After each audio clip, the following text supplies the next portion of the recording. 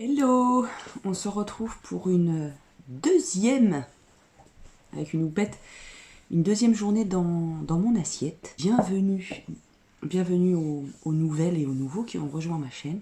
Je vous remercie de vous être abonnés si ce n'est pas encore fait. Et oui, le laïus, comme sur toute chaîne, voilà le petit clic à d'abonnement et puis commentez. Présentez-vous, dites-nous d'où vous venez, qu'est-ce qui vous a amené sur ma chaîne, etc. etc. Donc on commence par le petit déjeuner. Nous sommes vendredi, c'est mon jour de congé. J'en profite pour tourner ce genre de vidéo. Alors ce matin, nous avons mon sempiternel kawa. Voilà, c'est du café au lait, au lait. Nous avons une orange demi-sanguine. Et nous avons une belle tranche de panettone, qui lui n'est pas bio, mais qui est très bon. C'est quasiment à l'équilibre. Il manque le laitage. Voilà. Mais en fait, je me le réserve pour plus tard. Parce que le vendredi, c'est pas une journée où je carbure, où je m'active vraiment beaucoup, où je fais du sport, ou de l'activité physique, où je suis au travail tout le temps debout, etc. J'ai quand même un rythme un peu moins soutenu. Donc j'estime qu'il faut y aller mollo au niveau de l'apport calorique. Alors moi je compte rien, c'est pas ce que je vous dis, mais selon moi, voilà, j'ai pas besoin là de prendre de laitage. Par contre, je me le réserve si j'ai une petite faim dans la matinée. Je me le réserve, ou alors à la collation pour le goûter, quoi. Comme ça, je me réserve si j'ai une petite faim. Donc ça se trouve, vous allez vous dire, oh là là, elle mange beaucoup. Je suis à quasiment... Au mois de mai, ça fera 2 ans que je suis opérée. Donc si vous voulez... j'arrive à des quantités quasi normales. Je mange toujours dans une petite assiette. Et elles sont plus copieuses. Elles sont remplies, mes assiettes. Et alors des fois, je termine toute mon assiette, des fois non. Des fois, ça bloque. On ne sait pas pourquoi, ça bloque. J'arrive pas à manger. Voilà, je prends 3 bouchées et pof, ça stoppe. Voilà. Donc ces vidéos n'ont pas pour but de vous dire il faut manger comme ci ou comme ça. C'est pas du tout. Je suis pas diététicienne, je suis pas médecin, je suis pas. Néanmoins, à 18 mois post-op, j'ai un peu de recul et j'ai appris à être moins inquiète par rapport à la nourriture et je pense que j'ai des idées à transmettre, ne serait-ce qu'au niveau des recettes. Alors moi je fais des recettes toutes simples, vous avez vu, c'est pas de la grande cuisine, mais c'est de la cuisine du quotidien, rapide, simple, bonne, avec du goût, quoi. Et voilà, moi c'est ça que j'ai envie de vous transmettre, en fait. Le fait d'arriver à ne pas se faire une montagne de l'alimentation après un bypass ou une sleeve.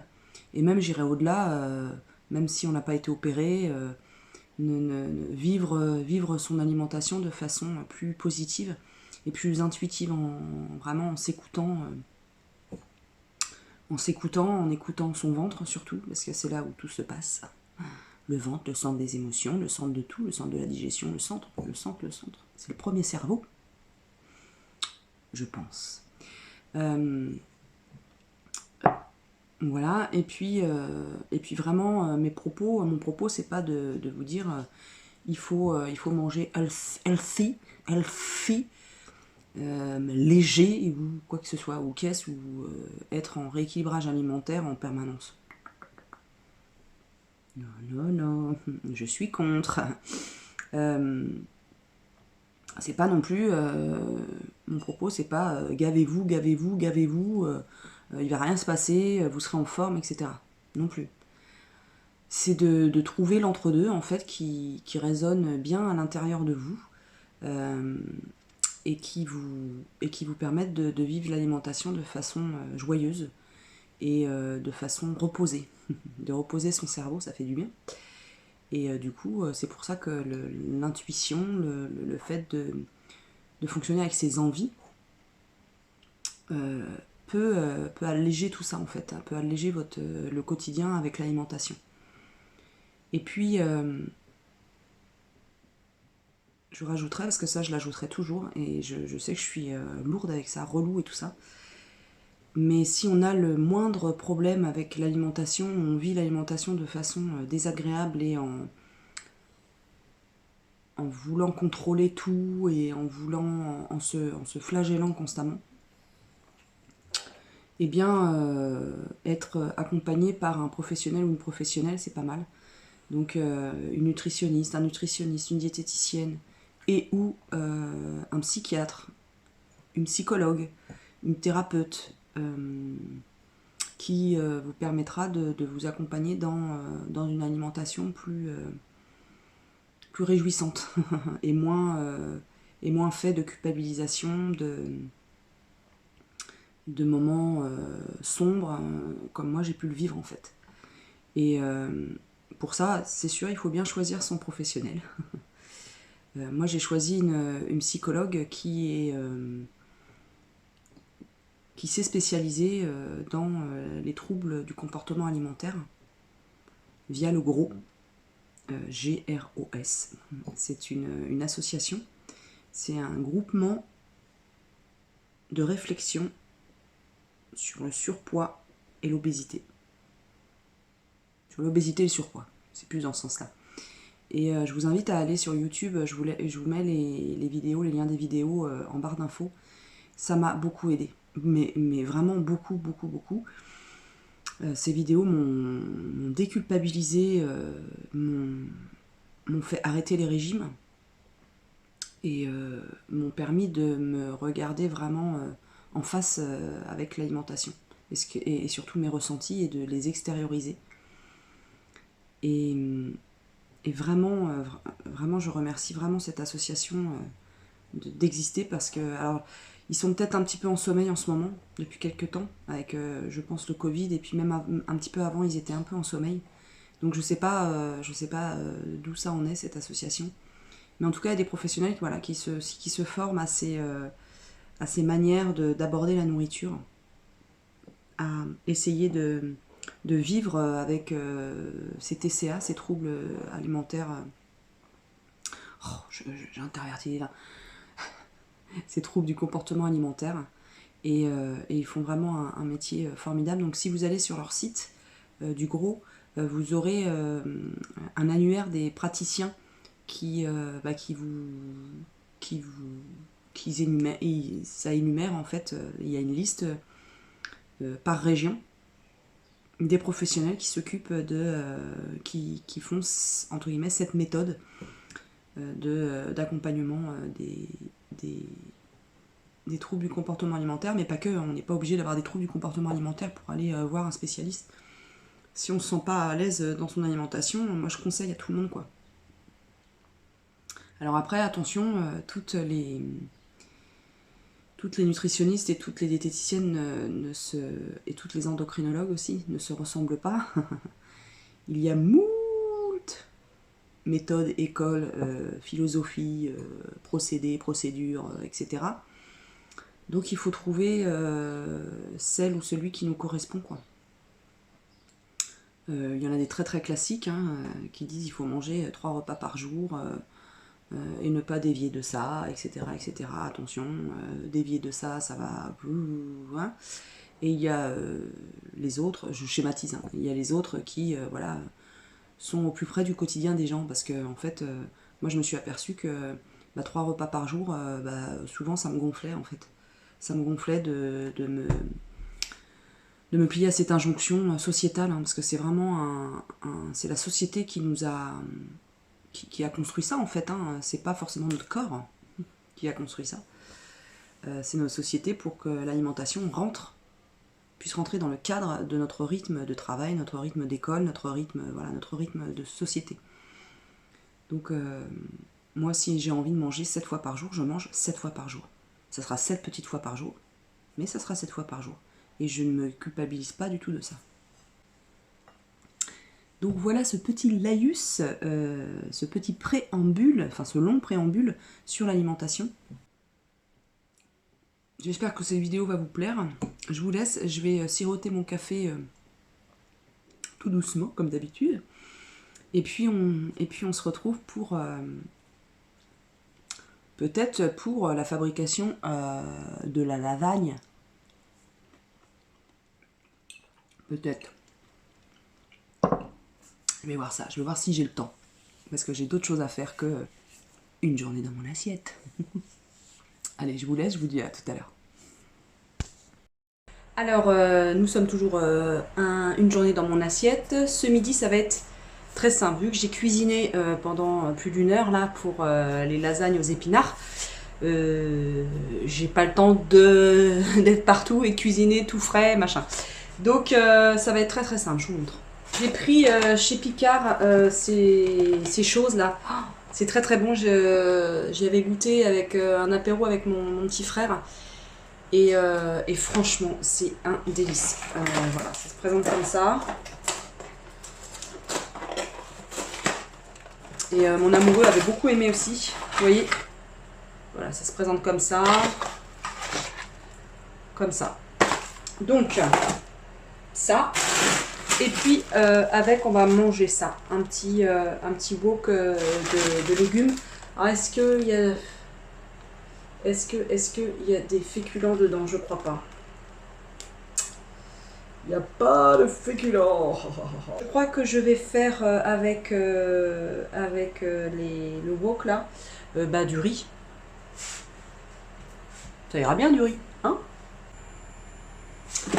Alors ça va être très simple.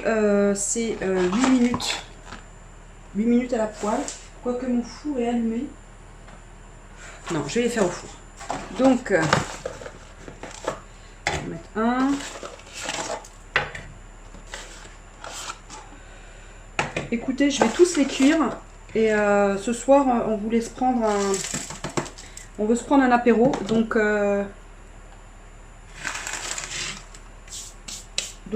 ça ira très très bien comme ça. Donc, alors c'est comment? Voilà, 16 à 18 minutes. Parfait, je mets au four. Et le wok, c'est à la poêle. En revanche, j'ai autre chose à faire à la poêle, là, maintenant, tout de suite. Donc, je termine ma recette de lasagne. Enfin, en tout cas, toutes les cuissons. Et puis, je continue cette journée dans mon assiette tout de suite. On s'y perd un petit peu. Quoique non, je me trouve plutôt très organisée et très réactive. Voilà, donc c'est chouette. Je suis contente de moi. Non, faut le dire quand on est content. À tout à l'heure. Là, en fait, ce que je vais faire, c'est que je vais faire une petite sauce. Alors, je vous montre. Voilà. De la sauce soja salée. Je vais en mettre 4 cuillères à soupe.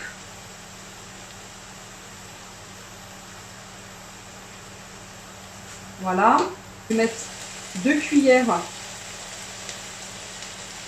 de sauce soja sucrée.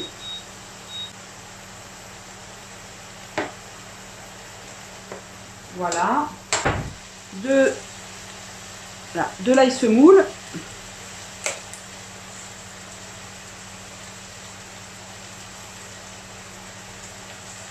Ouais, moi j'en mets beaucoup. Hein.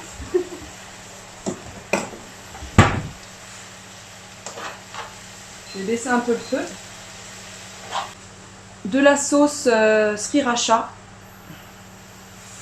C'est la sauce au piment. Et ça, je vais en mettre... je vais essayer d'en mettre...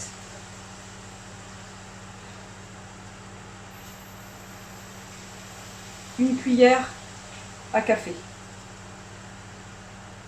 Attention, si vous n'aimez pas le piment ou les trucs qui arrachent la tronche, on y va mollo polo ou alors on n'en met pas quoi. Ça c'est pour les amateurs. Du truc qui pique. Tout petit peu de maïzena.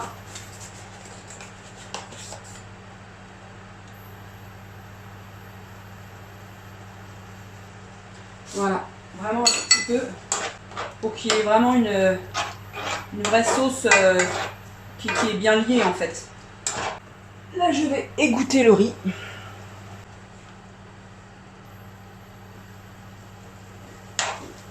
Donc voilà mon assiette de ce midi. Donc petit pavé de saumon pané avec du riz basmati et puis la petite poêlée de légumes avec la petite sauce là, sucrée, salée, pimentée.